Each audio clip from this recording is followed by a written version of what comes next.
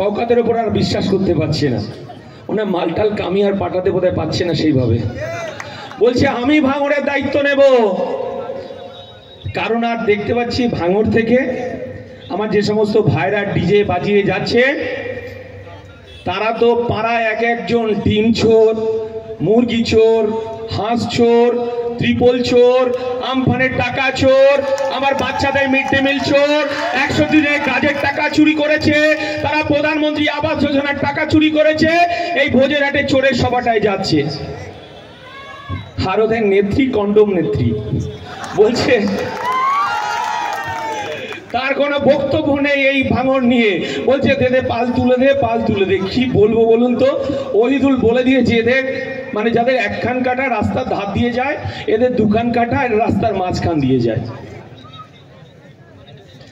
আর আপনার ভাঙড়ের বিধায়ক আমার দলের চেয়ারম্যান, আজকে তার দুটো সভা ছিল, এই পোলের হাটের সভা, এবং আমরা সে খবর পেল যে আমার আজকে হারোয়াতে যে সভাটা আছে, এই শওকত বাহিনী, শাহজাহান বাহিনী সেখানে আমাদেরকে স্টেজটা করতে দিল না।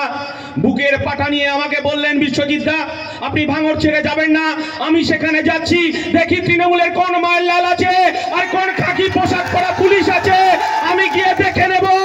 সেখানে বাঘের বাচ্চাটা দাঁড়িয়ে স্টেজ বেঁধে বক্তব্য রেখে আবার এখানে আসছে ছুটে।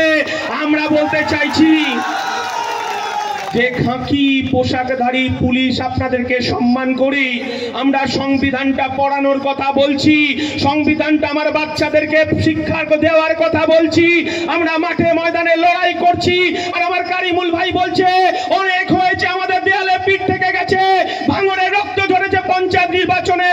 আর ইন্ডিয়ান সেকুলার ফ্রন্ট বলছে এই খাকি পোশাক আর সাদা পোশাক যদি এই ভাঙড়ের বুকে, হ্যাঁ ইন্ডিয়ান সেকুলার ফ্রন্ট বলছে এই ভাঙড়ের পুলিশ যদি 2 ঘন্টা নিরপেক্ষ ভূমিকা থাকে, এই আরাবুল বাহিনী, এই শওকত বাহিনী, এই ভাঙড় থেকে তৃণমূল কংগ্রেস নিশ্চিহ্ন হয়ে যাবে গণতান্ত্রিক পদ্ধতিতে। এই কথাটা বলতে চাইছি।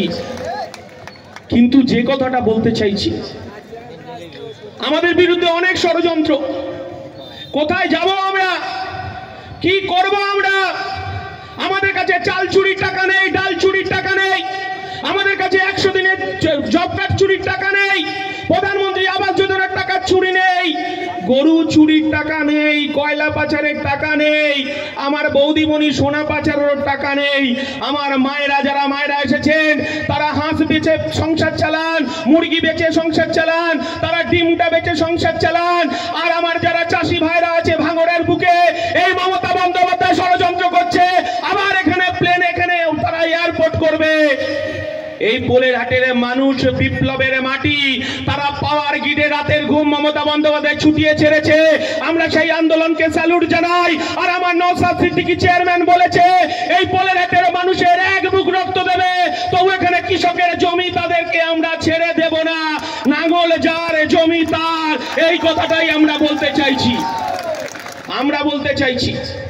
সামনে লোকসভা নির্বাচন, এই লোকসভা নির্বাচনে একদিকে আমাদের বন্ধু কমরেডরা তারা মিথ্যে ভাবে প্রচার করার চেষ্টা করছে, আর আমার যারা বন্ধু নেতারা আছেন আমি বলবো যারা